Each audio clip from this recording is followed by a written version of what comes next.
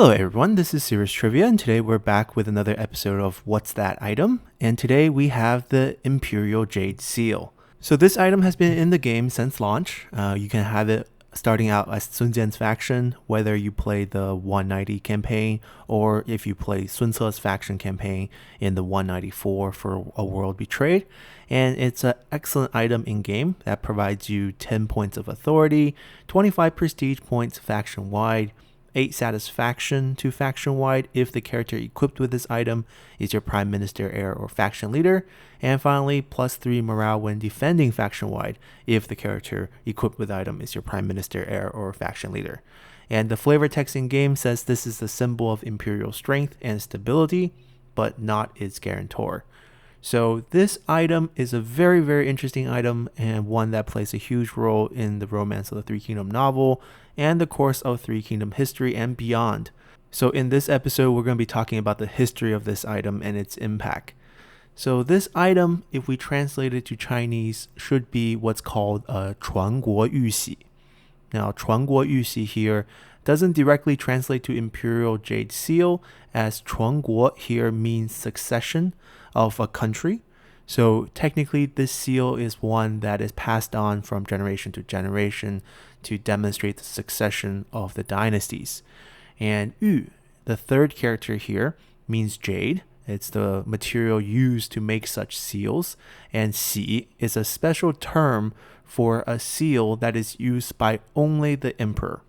And only jade is a material that's exclusively reserved for imperial seals. All other seals, people use seals all the time for signatures. You basically stamp these. They have carvings on the bottom onto documents, and it's kind of your ancient form of signature. And these seals for regular people are called in, and for the emperor is called xi. So this term is reserved exclusively for imperial seals, and the material of jade is also exclusively reserved for the emperor. Many people would have like gold seals and such, but you can't use jade. Jade is exclusively reserved for imperial seals. And we use the term of imperial seals here because there's actually many, many seals that the emperor would use. There are a total of usually 7 during the Han Dynasty. And outside of this 传国玉玺, which is actually the most important one and the most historical one, as we'll talk about real quick, there's 6 other that are used for everyday affairs for different purposes. So let's go over those real quick before we go back to this version of the imperial seal. So first off, you have what's called a 皇帝行玺. So 皇帝 here just simply means emperor, and 行玺 here is a seal that is used to granting titles. So if you're going to name someone a duke, name someone a marquis, name someone a grand excellency, you'll write this edict out and you'll stamp it with this particular seal. And then the next seal here is called 皇帝之玺. And this one is responsible for all correspondences with the emperor. So if you write a report to the emperor and the emperor write back to you, he will stamp it with this seal as his signature for this type of letter. So each of these seals has a very unique role.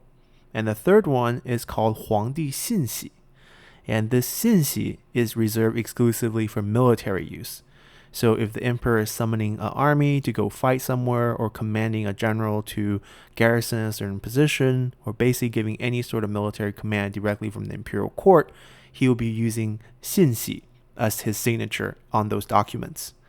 And then outside of these 3 that are called 皇帝, some sort of 玺, there is 3 that's called 天子. So here you have 天子行玺. It's pretty much the same for 皇帝行玺, except for here you use the term 天子. 天子 literally translate to son of the heaven. And these seals are used for dealing with foreign affairs. So the previous 3 seals named 皇帝 or emperor are basically dealing with domestic affairs, granting domestic titles, granting correspondence with domestic officials, and dealing with your own troops. 天子行玺, or the son of heaven versions of the seal, are used to deal with foreign states, particularly vassal states, because you really wouldn't be corresponding much with enemy states or states that doesn't respect you or have diplomatic relationship with you. These are basically smaller vassal states who have, bowed down to the Han government. And 天子行喜 is also used for granting titles, but only to vassal states. So maybe you give a vassal state's king a title, and you use 天子行喜 as your signature stamp. And corresponding to 天子行喜, you have 天子之喜, which is very similar to 皇帝之喜.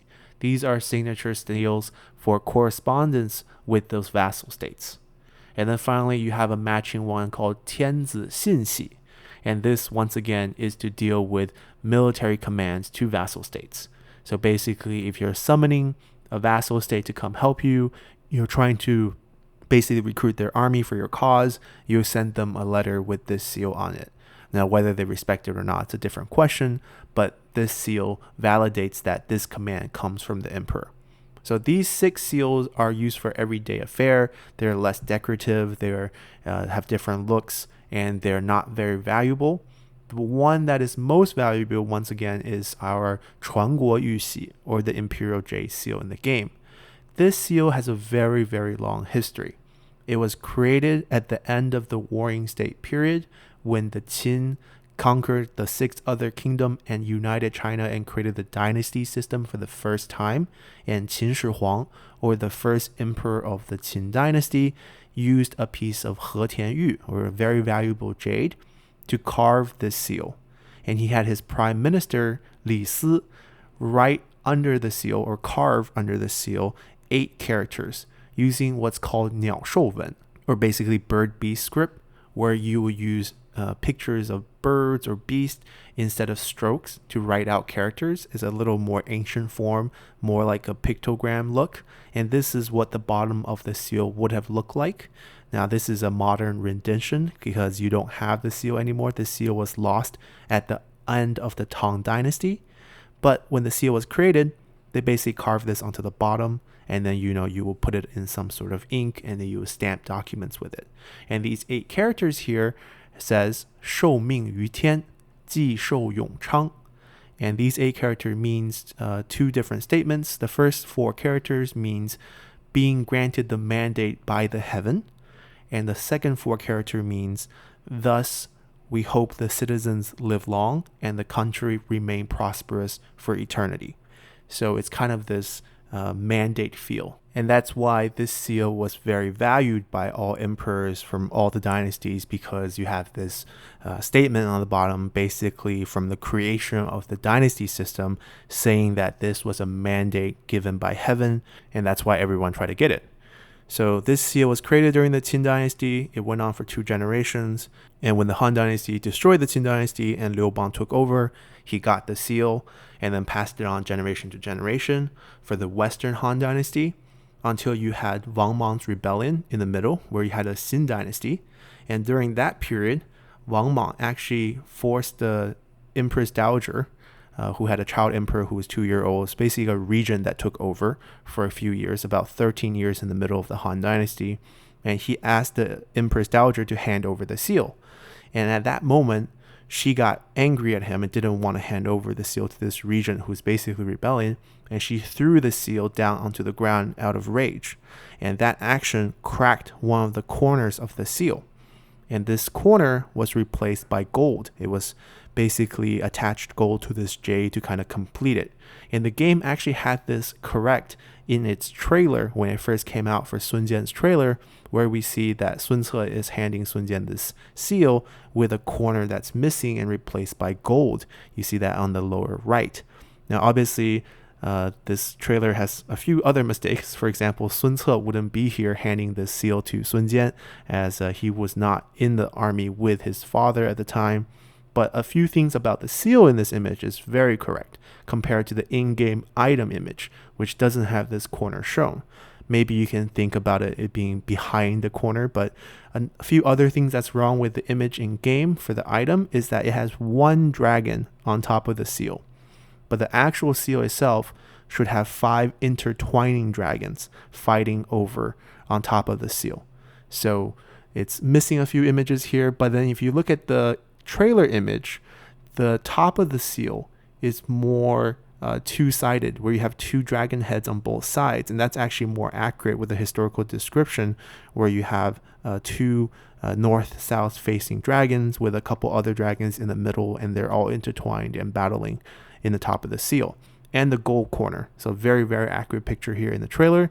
Didn't translate to the game design item, but nonetheless, pretty good image here, because the dragon's also correct.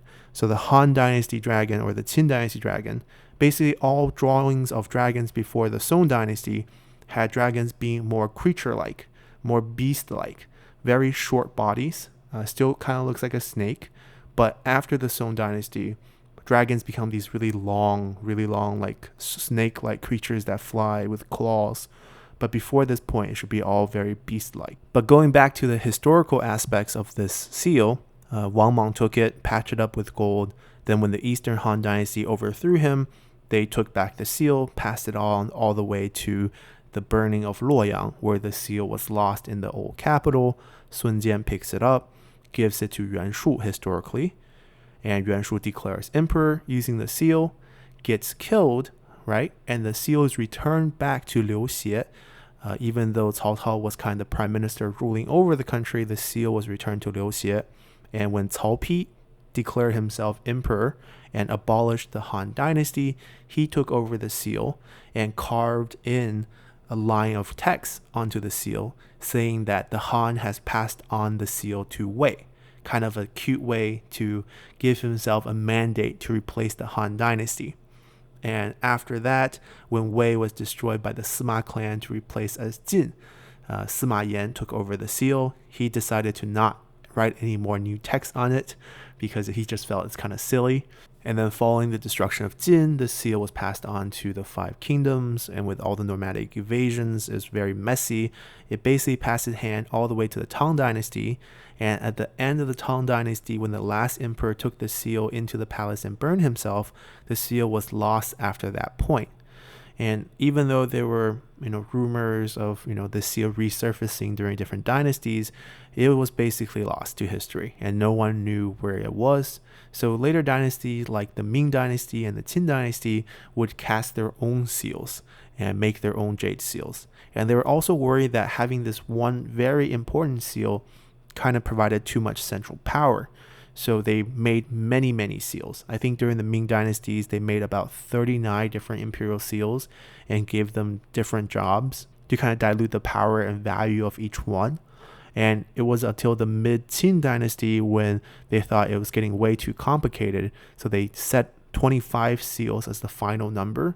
And these 25 seals are still in the Forbidden Palace today, and you go see them. They're all very beautiful jade with different dragon designs on top, and they provide a different use. And on the bottom, you can see the carvings of the Manchu language as well as the Han Chinese language on the bottom, as the Qing Dynasty had the Manchu ethnic group as the emperor.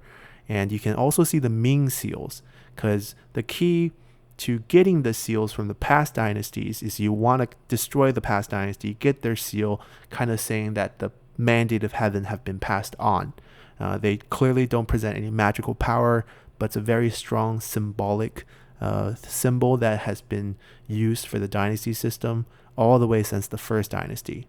And this particular seal we have in game has that history carrying on from the first dynasty all the way to the Three Kingdoms period that we have in game. So that's a little bit of history about the Imperial Jade Seal. Hope you guys enjoyed this episode, and see you all next time. Bye!